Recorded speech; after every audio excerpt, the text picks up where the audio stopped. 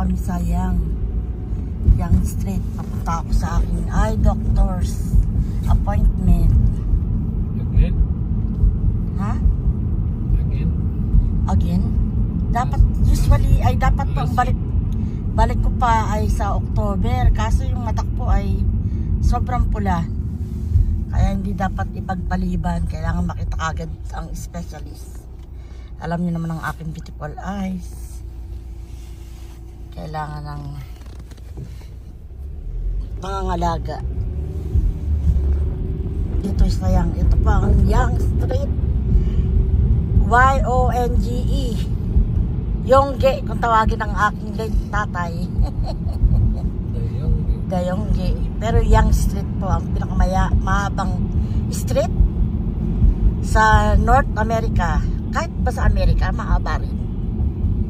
Yes. Yes, so it's the longest street. Young Street, New York. Young in Yan po ang New beautiful Jersey, Young. Yeah. New York. Nakarating sa New Jersey, New York Yes. yung Young. Yeah. Oh, talaga palang longest street. Road, di ba? Hindi.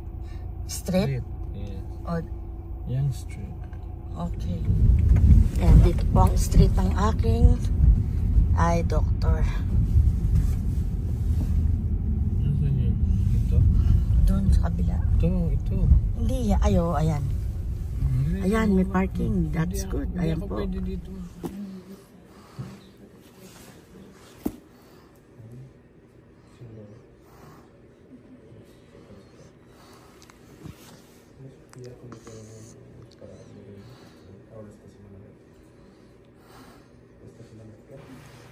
Hi guys, nandito po ako ngayon sa office ng aking eye doctor specialist. Napasugod po ako dahil yung mata ko merong naging problema. Parang namumula siya ng sobra. Para po bang may dugo yung ibaba ng right eye ko. Kaya eto, pumunta ako sa doktor.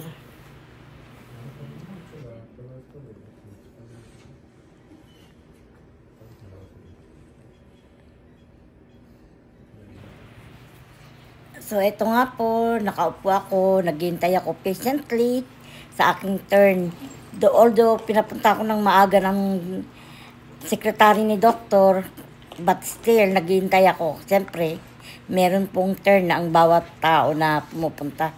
Sinuot ko na yung salamin ko kasi medyo kumakati yung mata ko. Ayokong kamutin, kaya ayan, nakasuot na siya.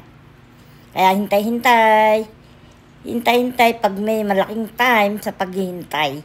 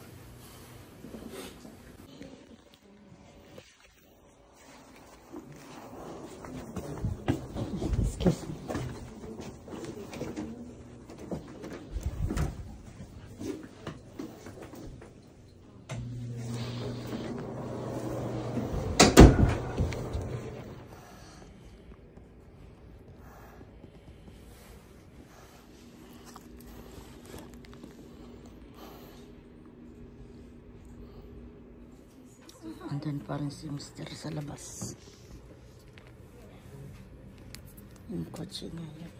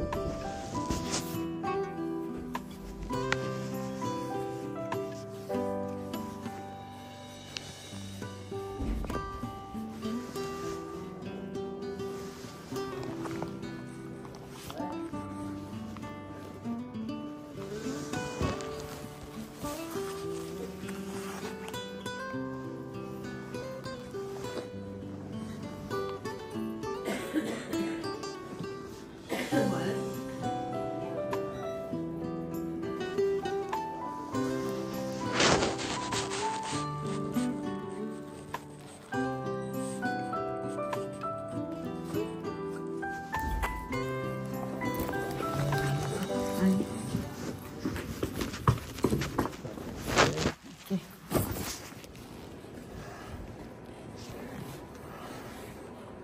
So 2 appointments, one for an eye test. Here you go. Thank you.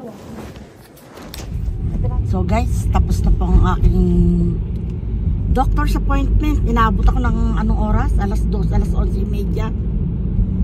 Sa tagal ng pag-check ng mata ko kasi sobrang pula talaga ang mata.